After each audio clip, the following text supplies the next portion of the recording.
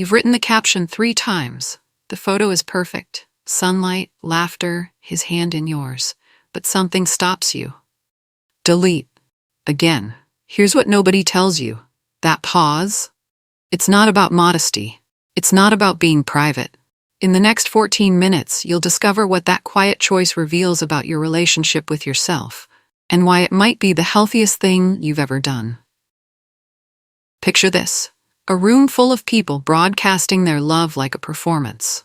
And you, sitting in the same room, feeling something deeper, saying nothing at all. What does that make you? Psychologists don't have a fancy name for this yet, but let's call it what it is: relational groundedness. The ability to hold love without needing to announce it. To feel secure in what's real instead of what's seen. If you recognize yourself here, if you've ever felt that strange pressure to prove your happiness to people who don't live inside it, you're not alone. Comment me below or drop your word for this feeling. Let's go back. When you were younger, maybe you plastered your walls with photos or filled notebooks with his name. That was age-appropriate. You were learning how to hold feelings that felt too big for your body. But something shifted. Maybe it was the first time you posted something vulnerable and someone made a joke in the comments.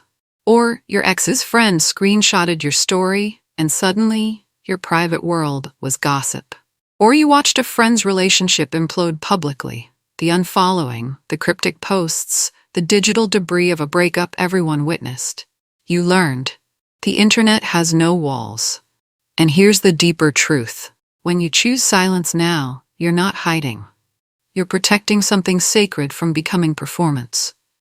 Keep watching, because in a few minutes you'll learn exactly why this instinct is actually psychological maturity.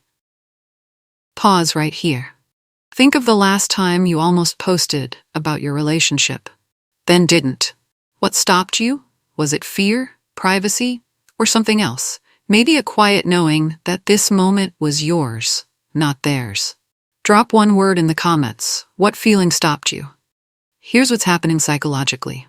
When you share your relationship online, you're inviting what researchers call social witnessing.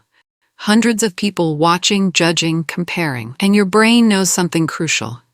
Every witness becomes a stakeholder. Suddenly, your relationship isn't just between 2 people. It's got an audience. And audiences demand consistency. They expect updates. They notice when you stop posting. They ask, "Are you guys okay?" Women who don't post? They've opted out of that contract.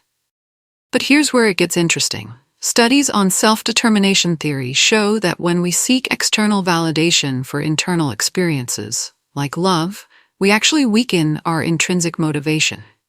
Translation? The more you perform your happiness, the less connected you feel to the real thing.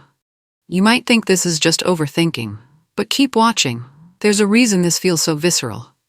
Because every time you post, you're asking a question. Is this real enough? Am I loved enough? Do you believe me? And when your partner doesn't comment fast enough, or your ex views the story, or it doesn't get the reaction you hoped for, suddenly your real private joy is contaminated by public disappointment.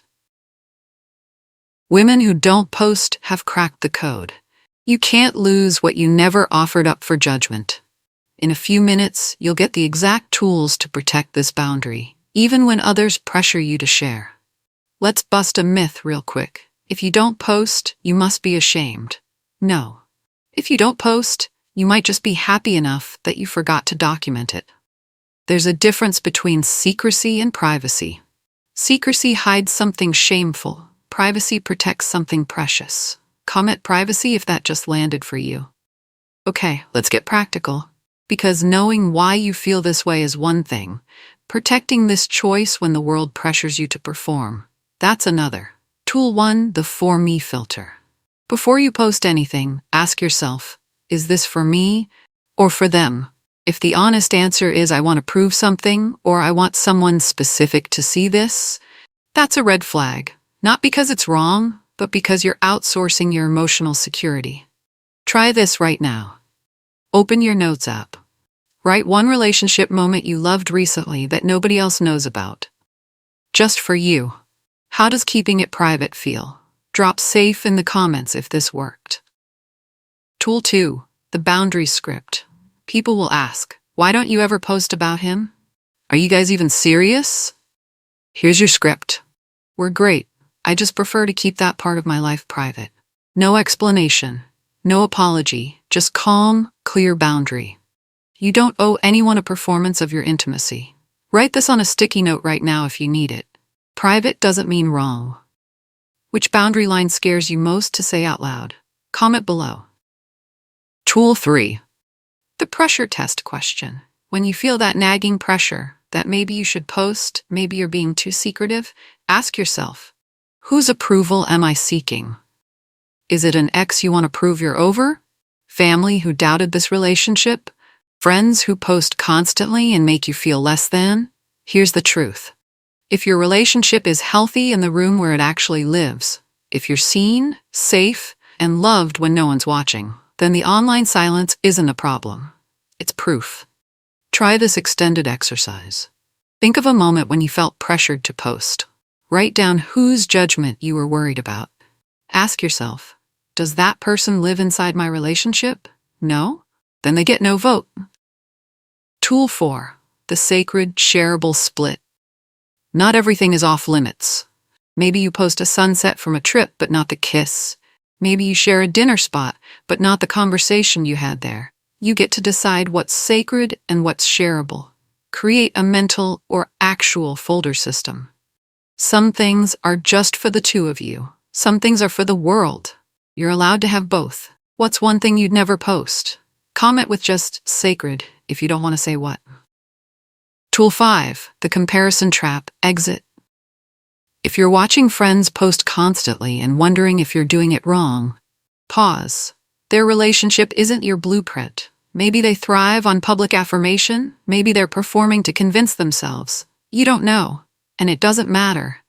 Your relational health isn't measured in posts. It's measured in how you feel when you wake up next to them. Right now, take a breath. Drop your shoulders. Ground your feet. How does your relationship feel when you're not comparing it? Write grounded if you just did this. Here's what I need you to hear.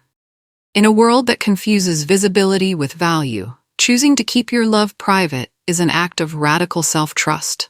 You're saying, I don't need you to believe in this for it to be real. You're saying, I trust my own experience more than I need your validation. You're saying, this is mine. And that's not secrecy. That's not shame. That's sovereignty. The women who never post aren't hiding. They're choosing presence over performance. Intimacy over image, reality over reaction counts. If you only remember one thing from this video, let it be this. Being unseen online doesn't make your love less real. It might just make it more yours. Pause here. Comment what you're reclaiming today. Privacy, peace, presence, or your own word. So if you've ever felt guilty for not posting, if you've been pressured to prove your happiness to people who don't live it with you, if you've chosen silence and wondered if something was wrong with you, nothing is wrong with you. You're not less than. You're not hiding. You're just living in the room where your relationship actually exists, not in the one where strangers watch. And maybe, just maybe, that's the most honest love there is. Here's what I need you to do. If this video unlocked something for you, if you felt seen, validated, or just less alone, share it with one woman who needs to hear this. Send it privately or post it publicly. Your choice, always your choice. And hit subscribe so you don't miss the next Real Talk. Remember, this video is educational, not medical advice. Always consult a professional for personal concerns. But for today, you're allowed to keep something just for you. Final comment prompt. Drop mine below if you're choosing yourself today. See you in the next one.